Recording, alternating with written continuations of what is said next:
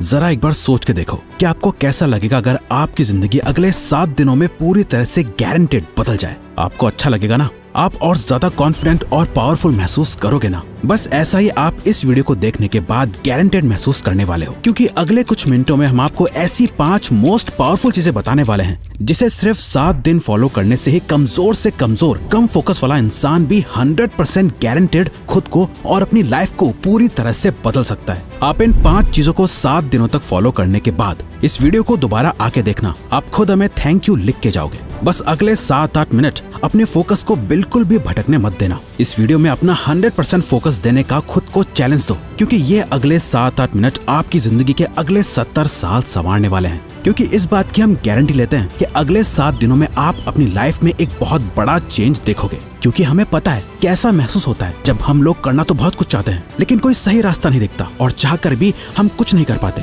रोज खुद से और अपनी आदतों से हारना, 100% फोकस, कॉन्फिडेंस और सेल्फ कंट्रोल ना होना, लोगों के बीच इंपॉर्टेंस नहीं मिलना, दूसरों की नजरों में क्या खुद की नजरों में खुद के लिए रिस्पेक्ट ना होना और इतना पावरफुल ना होना कि हम जो सोचे वो कर पाए, या कोई हमसे कुछ फालतू बोलने से पहले 10 बार सोचे। कोई बात नहीं, जो अब तक नहीं हुआ वो अब होगा। बस अब आपको इन 5 चीजों को अगले 7 दिनों तक फॉलो करना है, जिसमें से पहला स्टेप है step 1, phone of, screen of and mood on.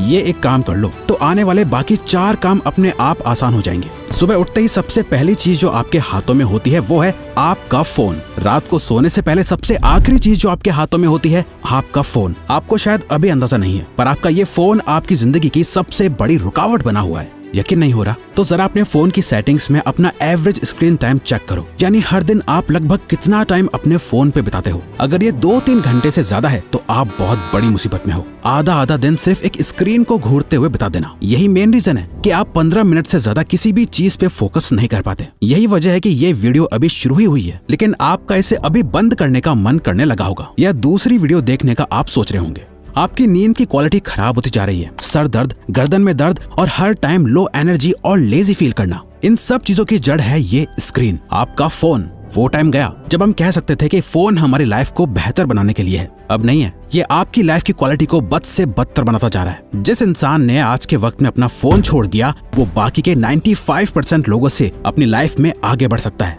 अगले 7 दिनों तक, सिर्फ 7 दिनों तक अपने फोन को बंद करो, स्क्रीन को ऑफ करो और फिर देखो कैसे सारे काम होते हैं। आपका फोकस और कंसंट्रेशन बढ़ जाएगा, आपकी मेंटल हेल्थ और फिजिकल हेल्थ, स्लीप क्वालिटी बेहतर होने लगेगी और आपका मूड भी बेहतर होने लगेगा। Step 2, practice no fap.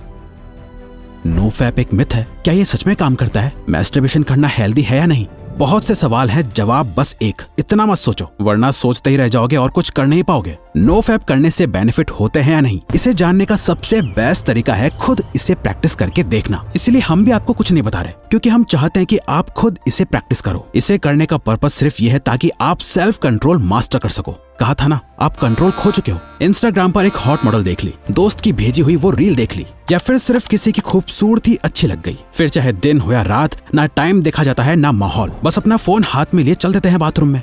चलो फोन की डिस्ट्रैक्शन से एक बार को खुद को बचा लोगे, लेकिन ये जो गंद जमा हो गया है दिमाग में, इसे तो निकालना पड़ेगा ना। इसी के लिए नो फैप को प्रैक्टिस करना है। गंदे ख्याल आए तो उन्हें कंट्रोल करना सीखो। जितना ज्यादा आप ये प्रैक्टिस करोगे आप उतनी बार जीतोगे। शुरू करने के लिए बस 7 दिन तक खुद को कंट्रोल करना है। इन 7 दिनों में किसी भी तरह के पॉर्न और मैस्टरबेशन को अवॉइड करना है, और आज से 7 दिन बाद इस वीडियो के कमेंट्स में आके अपना एक्सपीरियंस जरूर शेयर करना है। Step 3, master your time.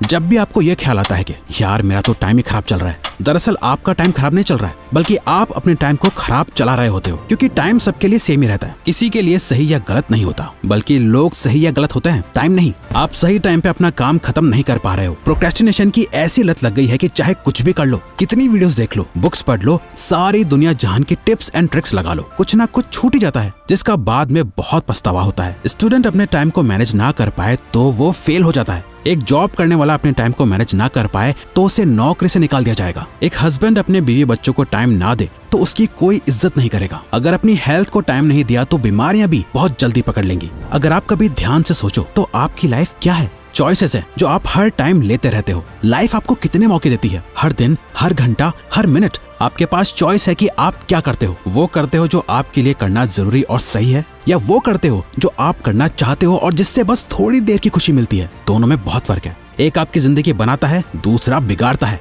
इसीलिए अगले 7 दिन अपने दिल की कम और दिमाग की ज्यादा सुनो। हर चीज का एक टाइम फिक्स करो, किस टाइम पढ़ना है, किस टाइम काम करना है, किस टाइम उठना है, किस टाइम सोना है। अपने 24 घंटों का एक रूटीन बनाओ। अपने टाइम का कंट्रोल अपने हाथों में लो और सबसे इंपॉर्टेंट, सुबह के 4 घंटे में अपना फोकस डाल दो। ये पूरे दिन का सबसे बेस्ट टाइम है। फिर चाहे मन हो या ना हो, जो काम जब करना है उसे करके खत्म कर दो। सारा खेल टाइम का है। जिसने अपना टाइम कंट्रोल कर लिया, उसकी लाइफ उसके कंट्रोल में आ जाएगी। Step 4, don't think, just do. अधिकतर लोगों में एक बहुत खराब आदत होती है, वो सोचते बहुत कुछ है लेकिन करते कुछ नहीं। और ये एक चीज हमें एक अच्छी लाइफ जीने से रोक रही होती है, ओवर थिंकिंग।